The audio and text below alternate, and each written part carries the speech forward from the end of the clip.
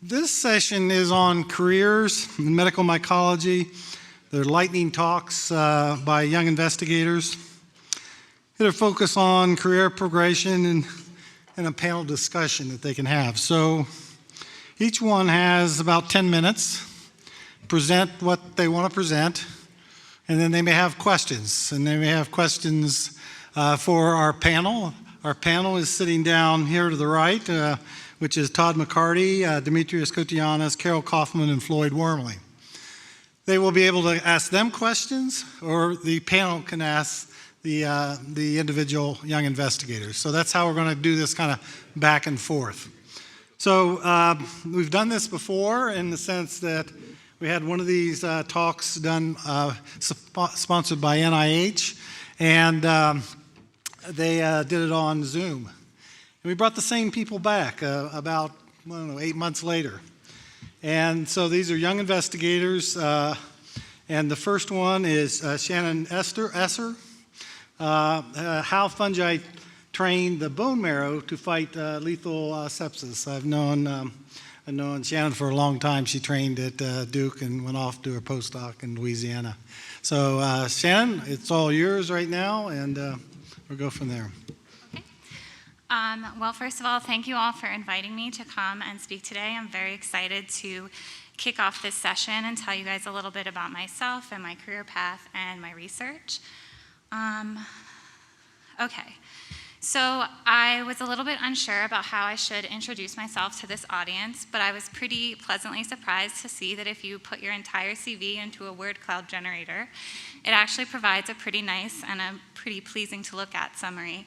And you'll see that I'm going to cover a lot of these words as I go through my talk, but I did want to just highlight who I am right now, which is a postdoctoral fellow in New Orleans at Tulane University in the micro and immuno department, where I work with Mari Novaire and Paul Fidel studying how Candida species induce trained innate immunity in the bone marrow compartment.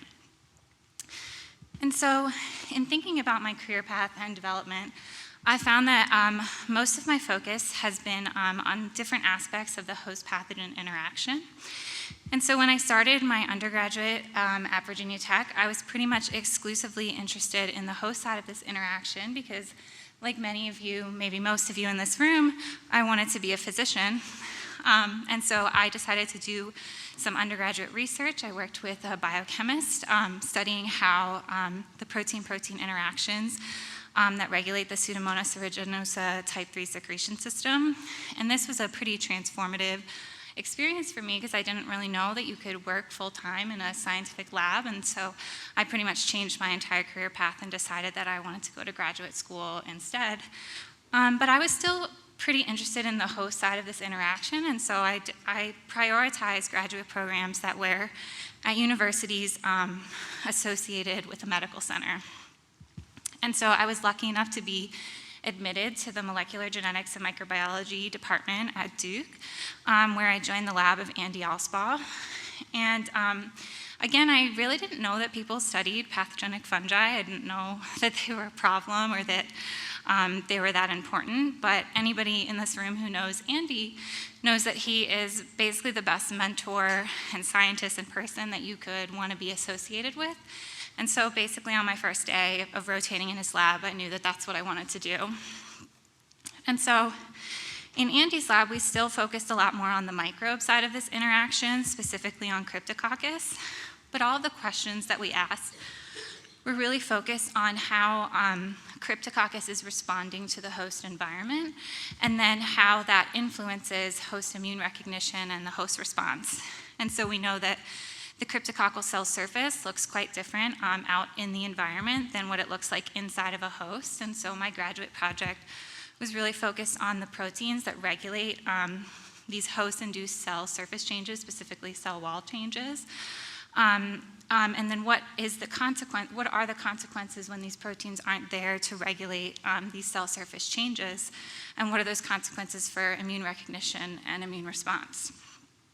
And so towards the end of my PhD, as my project started to focus more on this immune recognition side of things, I knew that I wanted to focus a little bit more on fungal immunology in my postdoc, which is how I ended up working in the lab of Mari Novaire at Tulane University, where I am now. And so in our lab, we are pretty interested mostly in how the microbe is affecting the host response, in this case, Candida species. And in our lab, we think a lot about the damage response framework, which defines microbial pathogenesis as a function of both the microbe response and the host response, where you can have too strong of you can have a primarily microbe-mediated damage when the host response is too weak, or you can have primarily host-mediated damage when the response is too strong. And what's cool about Candida is that it can be represented on this curve in different ways, where you can have commensal Candida species that don't really induce a host response, and so they don't really induce much host damage. Or you can have Candida infections that primarily induce microbe-mediated damage because there's not a strong enough host response, such as the case for oropharyngeal candidiasis.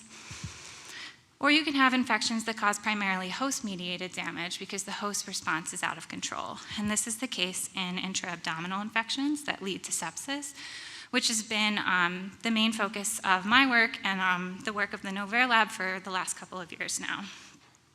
And what we're really interested in is how we can use trained innate immunity, which is defined as a nonspecific memory immunity that's mediated by innate cells that have been trained by an initial stimulus and then have an enhanced response to a secondary stimulus, with the goal of really trying to reduce this host-mediated damage.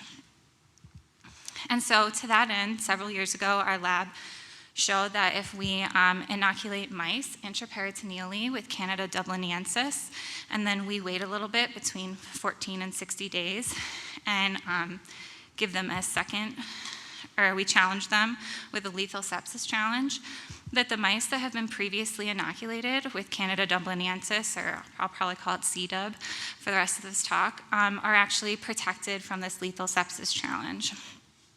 And that's sort of a catch-all term because we've used a number of different models, including our bread and butter polymicrobial intra-abdominal infection model, intravenous candidiasis models, and then more recently some abiotic sepsis models.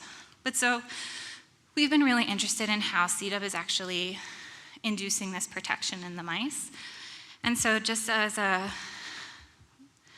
brief, very brief summary of my contribution to this work, what I found is that when we IP inoculate mice with C-dub, that this fungus actually traffics to the bone marrow, so we can culture C-dub out of the mouse bone marrow within 24 hours of an intraperitoneal inoculation. And the consequence of C-dub being in the bone marrow is that we see this expansion of the hematopoietic stem and progenitor cell compartment.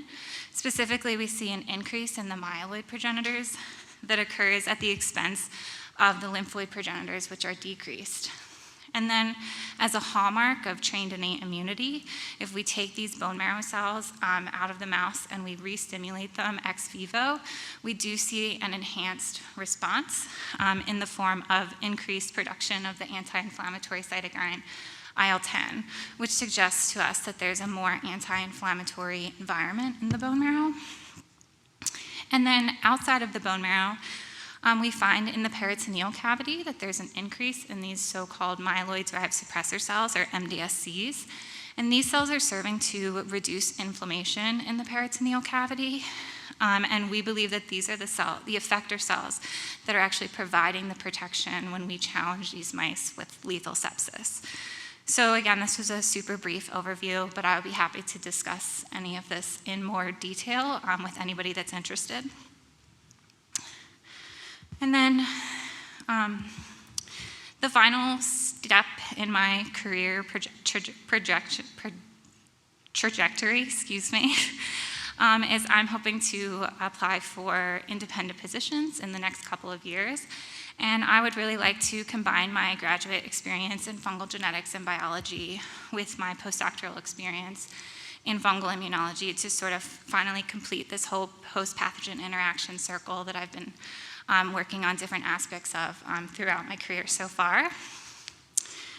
And then lastly, we were asked to include any career challenges that we've faced along our path. And I think that Floyd Wormley did a really good job of introducing some of these, at least for the academic path yesterday. So I'll just highlight a little bit of what he said and then add some of my own. But the first one for me personally is that being a postdoc is pretty hard. And I don't necessarily mean working in the lab, because that's obviously what I like to do, but there's not really a lot of institutional support for postdocs. And postdocs, it's a kind of an isolating experience, especially compared to what it was like being in graduate school with a cohort and mentors and people on your committee.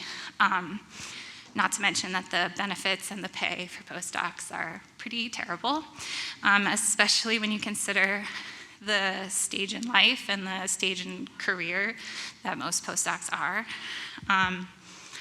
Similarly, the prospect of actually achieving a tenure track position at the end of your postdoc they're not great. And then, like many of you, I think about funding pretty frequently. As an early career investigator, I'm hoping to apply for the elusive K awards pretty soon. But similar to the job prospects, they're not always the best. And then on a more personal note, my spouse is actually also a physician, and so we've been trying to balance the two-body problem, the two dual career problem for several years now. And it can be especially difficult when you're sort of on a different timeline, and medical training is especially rigid, whereas academic training is more fluid. But all of that is to say that I would just like to acknowledge the medical mycology community, because this community really has had a huge impact on my decision to not only stay in academia, but also just to stay in this field and to continue to study fungi. And so with that, I would like to obviously acknowledge my current lab, all shown here. I would like to acknowledge those that I mentioned along the way who have helped my career. And I would just like to, again, acknowledge all of you for making this a really great field to be in.